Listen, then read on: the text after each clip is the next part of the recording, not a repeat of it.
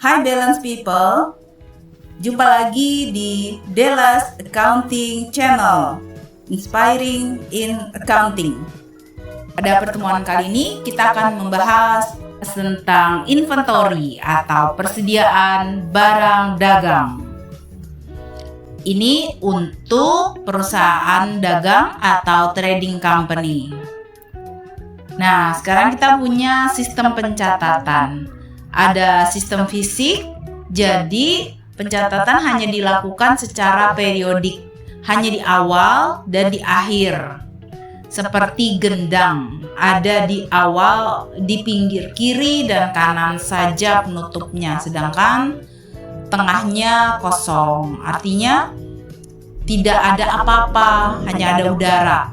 Nah, kalau di sistem pencatatan di sini artinya jika terjadi mutasi tidak dicatat. Jadi hanya dicatat di awal dan di akhir. Di setiap terjadi mutasi atau transaksi tidak dicatat. Hanya berdasarkan catatan atau dokumen saja perhitungannya. Nah, di sini perhitungan persediaan hanya dilakukan di akhir periode untuk pembuatan laporan. Nah, bagaimana bisa mengetahui akhir persediaannya? Yaitu dengan cara menghitung. Persediaan akhir adalah persediaan awal, yaitu beginning balance, ditambah net purchase ataupun pembelian bersih dikurangi dengan sales-nya.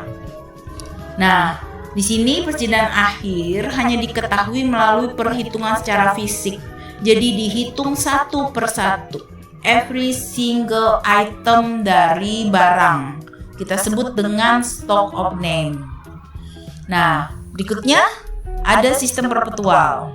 Sistem perpetual ini dilakukan pencatatannya secara detail dari awal sampai akhir.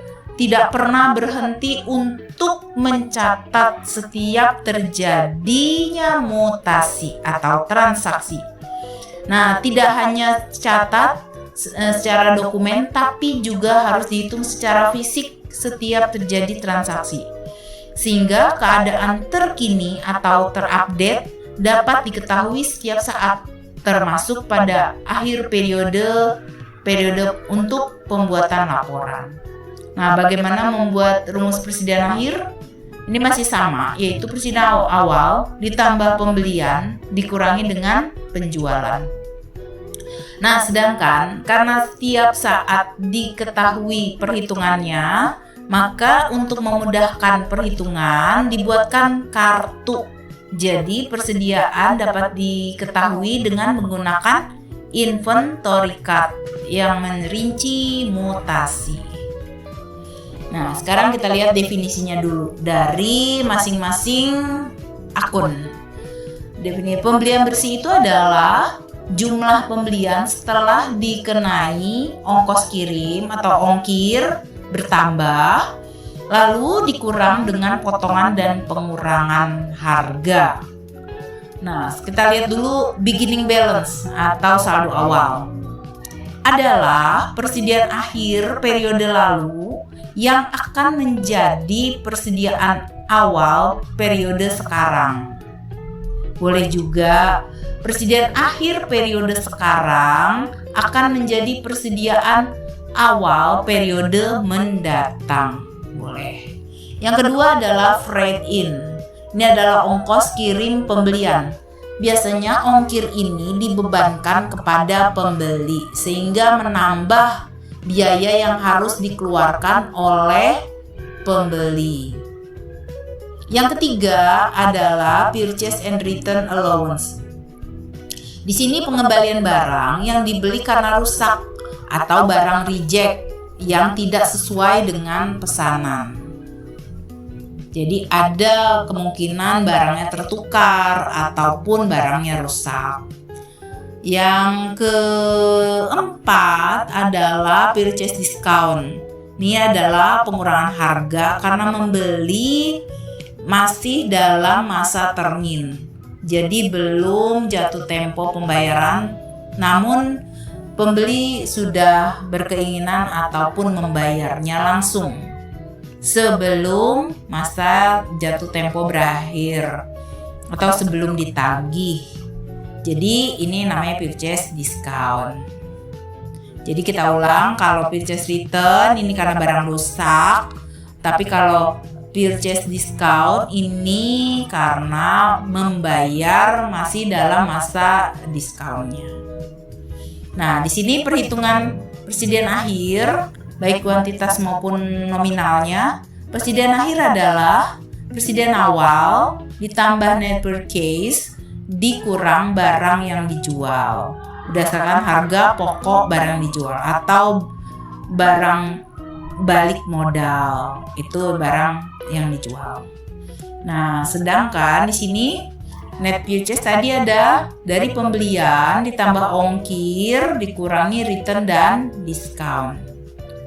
Nah, sekarang kalau perhitungan COGS, cost of goods sold, yaitu persediaan awal ditambah net purchase dikurangi persediaan akhir, diperolehlah COGS atau barang yang dijual dengan harga pokoknya, sebesar harga pokoknya. Ini contoh adjustment inventory dengan sistem periodik. Ada beginning balance, ada purchase, ada freight in, ada purchase return and allowance, ada purchase discount, ada ending balance. Berapa cost of goods sold-nya?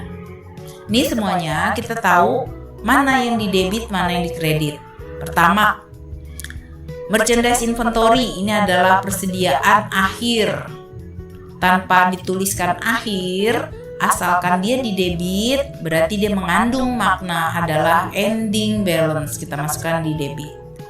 Kemudian purchase return and allowance-nya kita masukkan debit, purchase discount juga debit, dan di kreditnya kita freight in. Kemudian purchase kredit dan inventory kredit sesuai dengan angka yang ada di soal. Nah, selisihkan antara 3 akun di atas dan 3 akun di bawah ini, kita rinci saldonya di mana. Ini adalah angka dari cost of goods sold. Ini untuk mencatat adjustment inventory sistem fisik atau periodik. Nah, sedangkan untuk inventory sistem yang perpetual dibuatkan inventory card. Ada beginning balance langsung di sini, balance-nya 40 juta. Kemudian ada purchase. Nah, untuk inventory dengan sistem perpetual itu untuk menentukan persediaan akhir atau ending balance digunakan kartu inventory yang merinci pencatatan dari tiap transaksi. Ini ada balance awal 40 juta, baik unitnya kuantitas berapa, secara nominal juga tertera. Kemudian ada setiap sales on account dicatat di out barang, kemudian purchase di sini di in berarti barang masuk, purchase return berarti di in tapi minus karena ada barang keluar.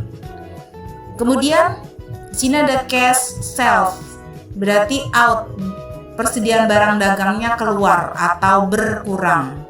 Kemudian ada purchase on account, beli tapi secara kredit. Kemudian ada jual secara kredit, barang dagangnya jadi berkurang. Ada sales return berarti penjualannya dikembalikan, akhirnya barangnya masuk kembali ke gudang, dan setelah ini ditotal secara keseluruhan baik unit maupun amount-nya secara jumlah. Dan persediaan awal di sini 40 ditambah 19 juta, kemudian dikurang 20 akhirnya menjadi 39 juta. Inilah ending balance yang akan dicatat di laporan keuangan. Demikian, terima kasih.